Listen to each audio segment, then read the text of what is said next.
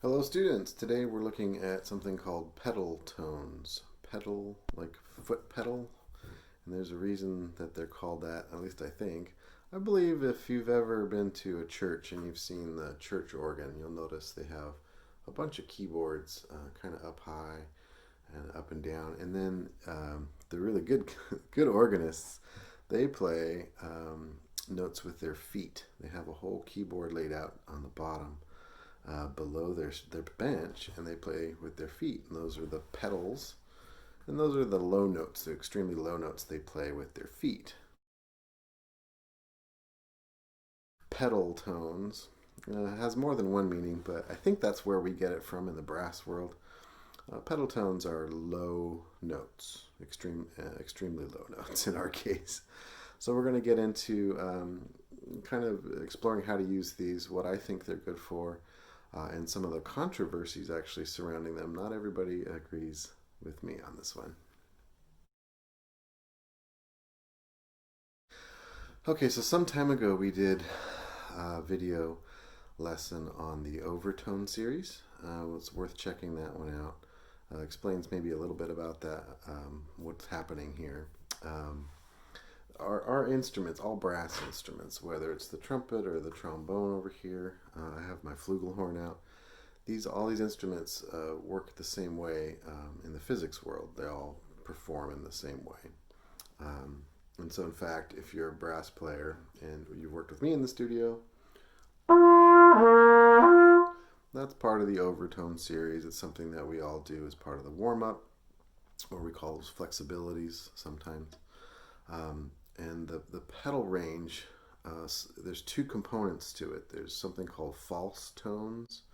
These are tones that don't really resonate with the instrument at all. We're just kind of forcing our instrument to play notes it doesn't want to.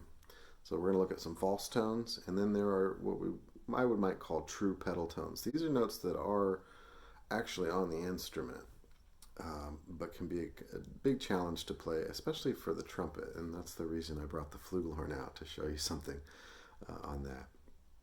So we're going to start off with false tones and just see if we can get a little handle on false tones today. Okay, so the lowest note, if we play a valve instrument, the lowest note that we can play is if we just add all the tubes. So that means we'd be playing all three valves. And in fact, that's an F sharp, low F sharp, or low G flat. Let's just hear what that sounds like. I'm going to play the normal F sharp and then the really low F sharp.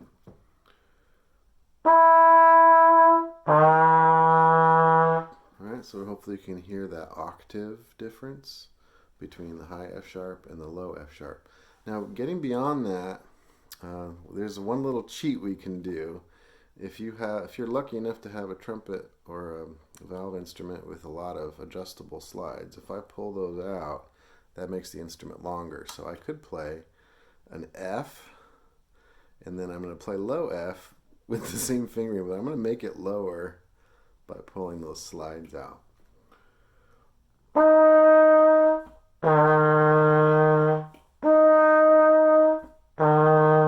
So that's a bit of a cheat. That's not a note that appears very often in our literature, but I think I've seen it once or twice. You need to play a low F, so that's how you go about that. Or you can you choose a different instrument. Actually, you can try a larger trumpet, which someday I'll share with you. But so that's a real tone. I'm just making the instrument longer so I can play it. But I can also use the same fingering and try to kind of fake this low F, right? So that's the real F. But what if I try to fake it?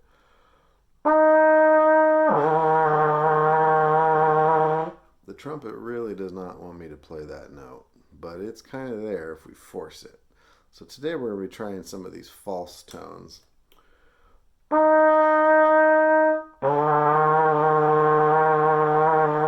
And in the next segment we'll go over some things to watch out for when you do this, and then also some of the benefits, and then also some of the controversy about playing this sort of thing.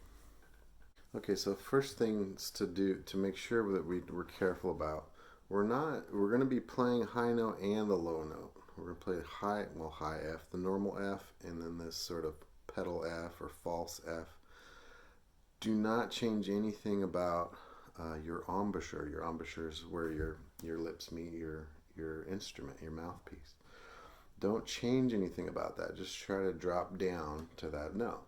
Watch here. You'll notice I'm not taking the trumpet away. I'm not altering anything.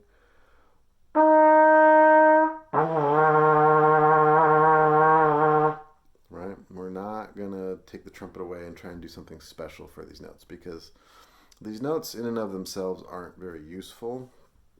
We're not required to play them really at all, especially anything lower than that F. You just never see it in your part. But what we're trying to do is kind of open up our sound. We're trying to kind of muscle the trumpet into doing something it doesn't want to do. And some people would argue this actually can help with your high register playing. That's a little bit controversial. We'll get into that. But let's go over each of these. They're all, you just can use the same fingerings, F and low F, and then you're going to go down the fingerings, E, and then low E, or pedal E. And then if you don't know, this is E flat, but it's just we're just going through the order of fingerings at this point. So let's start on first valve F.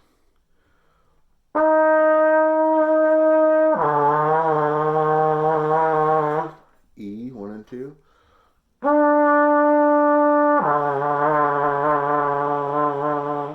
E flat.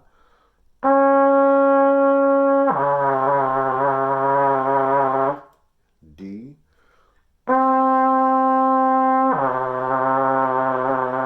And this is D flat or C sharp.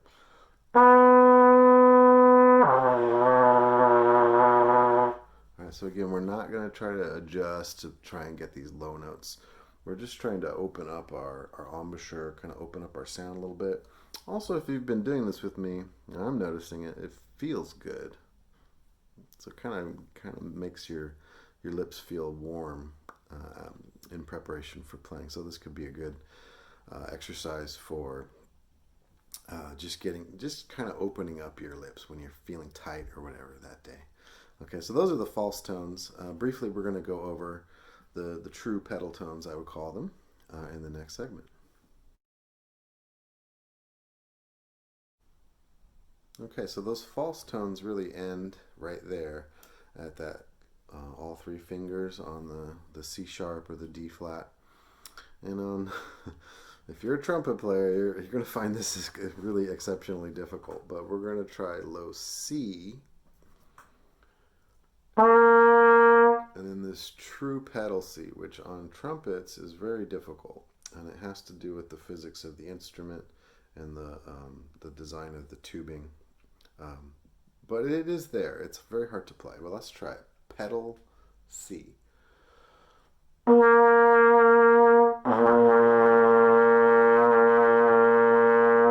then that you can keep going, of course. We can do B.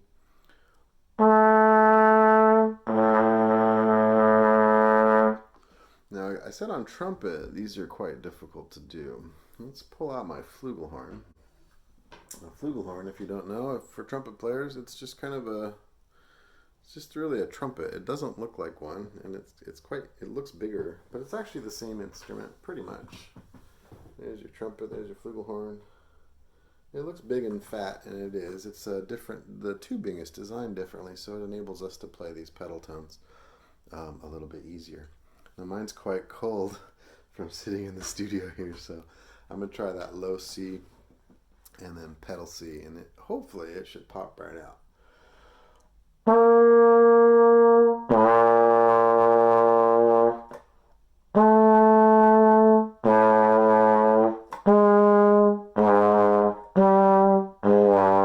Etc. And the same is true of the trombone or the euphonium. Most brass instruments, it's relatively easy to play these pedal notes. If you do play the French horn, it is difficult to get these because they're actually an octave lower than even our lowest notes, which we don't tend to explore very often. In this final segment, I just want to kind of give you a little, some philosophical stuff about playing these pedal tones, and just let you know that there is some controversy surrounding them. All right, just and like I said, we're going to talk a little bit about what could be good about these and what can be bad about them. Again, they're not a practical thing. We're not required to play these notes, especially for trumpet players. Pedal notes, if you play the trombone, though, that's another animal. Maybe I'll talk about that another time. But the first thing I've already said, which is it kind of helps relax the tissue here in your lips, I think, and it helps us kind of concentrate on a big open sound. It's hard to get a good sound on these pedal or false tones. It's hard to get that good sound. So it helps us kind of keep everything a little bit more relaxed. And this does two things. It'll open up our tone a little bit. And some people would even say if you do them very, very quietly, once you've mastered them, it helps develop your embouchure for high register playing. Now, I haven't found that to be the case for me personally, but it's something to be aware of, that some people do feel very strongly that these pedal tones are good, and the false tones are good for your high register playing. I would say of the two, I would say the false tones might actually help you with your high register playing. They also help because we're forcing the instrument to do things it doesn't want to do. It helps us do things like bending notes. So I'm kind of playing two different notes there. I'm kind of, forcing that trumpet manhandling a little bit to get it to bend. And I think playing in that those pedal registers, especially the false tones, gives you a chance to explore what it feels like to make the trumpet play something that it's really not designed to play. So the tone quality and the high register playing, those are two reasons often given for that. They can also help center your tone a little bit, center your embouchure, I should say. If you're Once you get those to kind of speak a little bit, you can do the rest of your playing, and you might find the rest of your playing is a little more open. Lastly, I do want to mention, as I've said, these are somewhat controversial. The most important thing is that if you are going to explore these, don't overdo it. It's not something we need to spend a lot of time on, but it can be valuable and helpful. And don't ever change how you play just to get these low notes. If you're doing